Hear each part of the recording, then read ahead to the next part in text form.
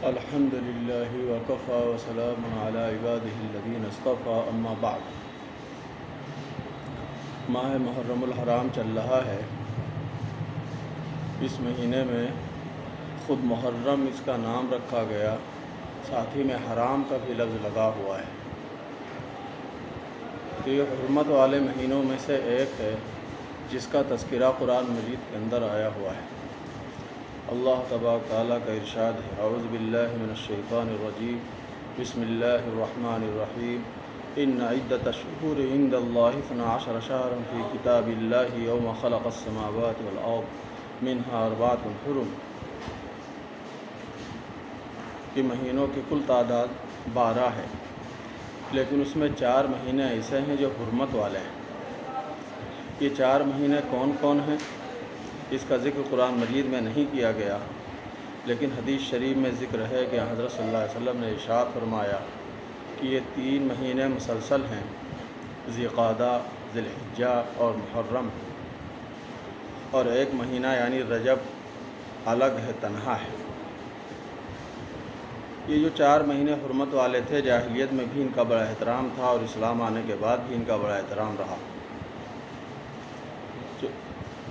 کفار مکہ یا کہہ لیجیے عرب کے لوگ ان مہینوں میں جنگ وغیرہ نہیں کیا کرتے تھے۔ پھر جب اسلام آیا تو اس نے ان کی حرمت کو باقی رکھا۔ خود قرآن مجید میں ذکر ہے، یسألونک عن الشہر الحرام قتال فیہ قل قتال فیہ کبیر۔ لوگ آپ سے حرمت والے مہینوں کے بارے میں سوال کرتے ہیں اور ان کے بارے میں یہ پوچھتے ہیں کہ جنگ کرنا کیسا ہے۔ آپ فرما دیجئے کہ ان میں جنگ کرنا بہت بڑے گناہ کی بات ہے۔ تو بہرحال یہ جو 4 مہینوں کی حرمت ہے، یہ حضرت حسین رضی اللہ عنہ کا حادثہ پیش آنے سے پہلے ہی سے ہے اور ان کی اہمیت پہلے ہی سے موجود ہے۔ بہت سے لوگ سمجھتے ہیں کہ محرم کی جو اہمیت ہے صرف حضرت حسین کے حادثے کی وجہ سے ہے، تو ایسا نہیں ہے، حرمت پہلے ہی سے موجود ہے۔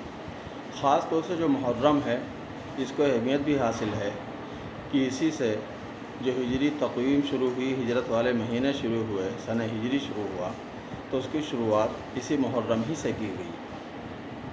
اس کے علاوہ حدیث شریف میں اس کو سب مہینے اللہ تعالیٰ کے لیے ہیں، لیکن اس مہینے کے خاص طور سے اللہ تعالیٰ کی نسبت کرتے ہوئے فرمایا گیا شہر اللہ المحرم، اللہ تعالیٰ کا مہینہ، محرم اللہ تعالیٰ کا مہینہ، اس طریقے سے بتایا گیا۔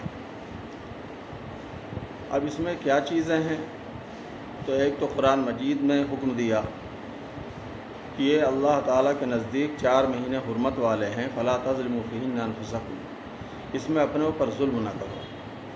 ظلم کرنا کیا ہے؟ ظلم اس کو کہتے ہیں وضع الشیء فی غیر محلہ، کسی چیز کو اس کی جگہ کے علاوہ میں رکھ دینا۔ وضع الشیء فی غیر محلہ، کسی چیز کو اس کی جگہ کے علاوہ میں رکھ دینا۔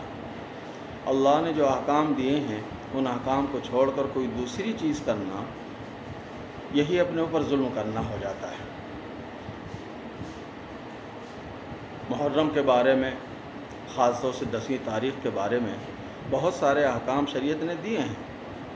ان احکام کو چھوڑ کر اگر کوئی دوسری چیزیں کرتا ہے، دوسری رسوم کو انجام دیتا ہے، تو وہی چیز ہے اپنے اوپر ظلم کرنا۔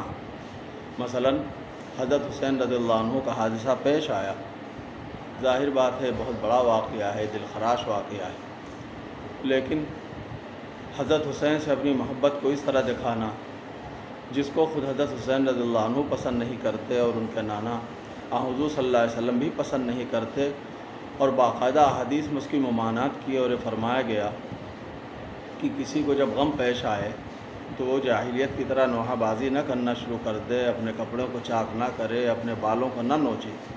تو اس طرح کی کوئی حرکت کی جائے تو ظاہر بات ہے اسلام کے خلاف بات ہوگی۔ بقیہ حوادث اور بھی پیش آئے، خود حضرت حسین رضی اللہ عنہ کے بھائی حضرت حسن شہید ہوئے، ان کو بھی شہادت ہی ہوئی، ان کے والد حضرت علی کی بھی شہادت ہوئی، اس سے پہلے حضرت عمر رضی اللہ عنہ کی شہادت ہوئی، حضرت عثمان رضی اللہ عنہ کی شہادت ہوئی۔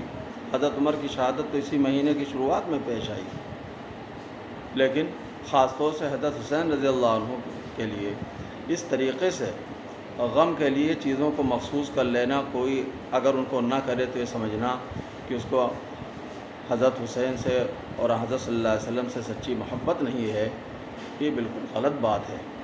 محبت بھی جب کسی سے کرنا ہے تو اسی انداز سے کرنا چاہیے جس طریقے سے وہ پسند کرتا ہے۔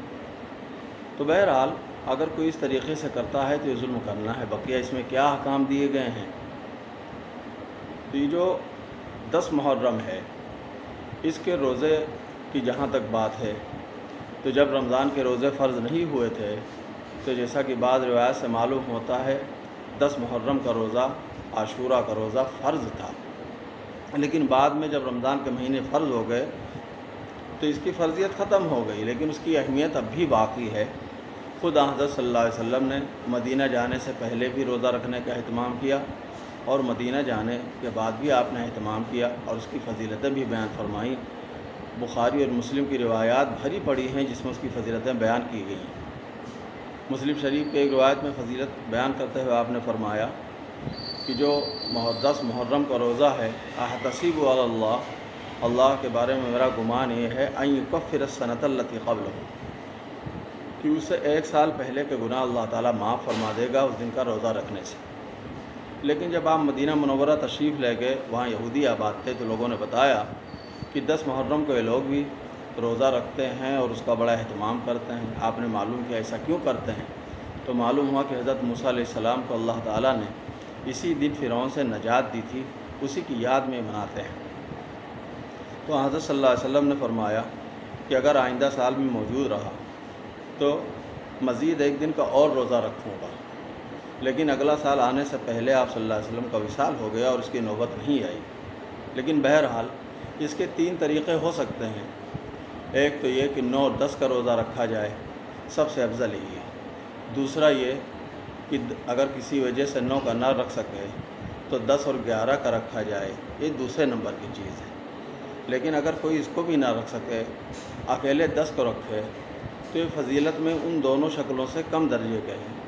لیکن اگر کوئی اکیلا اسی کا رکھ سکتا ہے تو اس کو روزہ چھوڑنا نہیں چاہیے۔ وہ کم درجے فضیلت والا ہے، اسی لیے بعض فقہاء نے اس کو کہہ دیا کہ یہ مکروہ ہے، مکروہ تنزیہی اس کو کہہ دیا، لیکن مکروہ کا ہی مطلب ہے کہ 3 طریقے ہو سکتے ہیں اور ان میں جو ہے سب سے کم فضیلت والا یہ طریقہ ہوا کرتا ہے۔ تو ایک تو روزہ رکھنے کا اہتمام عاشورہ کی خاص چیز ہے۔ دوسری ایک حدیث آتی ہے، اگرچہ سنداً ضعیف ہے، لیکن ترمذی وغیرہ میں بھی وہ موجود ہے اور کئی سندوں سے آنے کی وجہ سے فضیلت میں بہرحال اس کو بیان کیا جا سکتا ہے کہ حضرت صلی اللہ علیہ وسلم نے فرمایا کہ اس دن اپنے اہل عیال پر وسعت اختیار کی جائے تو سال بھر اللہ تعالیٰ کی طرف سے رزق میں وسعت رہتی ہے، کشادگی رہتی ہے۔ بعض اسلاف سے ثابت ہے کہ وہ کہتے ہیں کہ ہم نے ایسا کیا تو ایسے ہی پایا۔ تو اگرچہ حدیث ضعیف ہے، لیکن اس کے ذوق کو ذہن میں رکھتے ہوئے اگر اس دن کچھ وسعت اختیار کر لی جائے تو یہ بھی بہرحال ضعیف ہی صحیح ایک حدیث سے ثابت چیز ہے اور اس پر عمل کیا جا سکتا ہے۔ اس دن وسعت وغیرہ اختیار کی جا سکتی ہے۔ اب لوگ سوال کرتے ہیں کہ وسعت کیسے اختیار کریں، اس دن تو روزہ رکھنا ہے۔ تو ٹھیک ہے، دن میں پکائیں، بچوں کو کھلائیں، لیکن خود اپنا شام کو کھا لیں، افطار میں اس کو استعمال کر لیں، تو اسی دن کی وسعت اختیار کرنے میں یہ بات بھی آ جائے گی۔ بقیہ بعض اس طرح کی بھی چیزوں کی شہرت ہے کہ اس دن سرما نہیں لگانا چاہیے وغیرہ، تو یہ چیزیں ثابت نہیں ہیں۔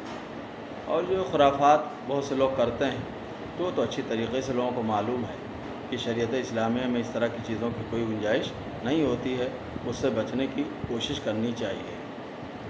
تو یہ چند باتیں ہیں جو محرم کے سلسلے میں ہم نے عرض کر دی، بقیہ تو بہت ساری تفصیلات ہیں، ظاہر بات ہے مختصر ویڈیو میں اس کو بیان کرنا مشکل ہے، اس کے لیے کچھ پڑھ لینا چاہیے۔ وآخر دعوانا الحمدللہ رب العالمین۔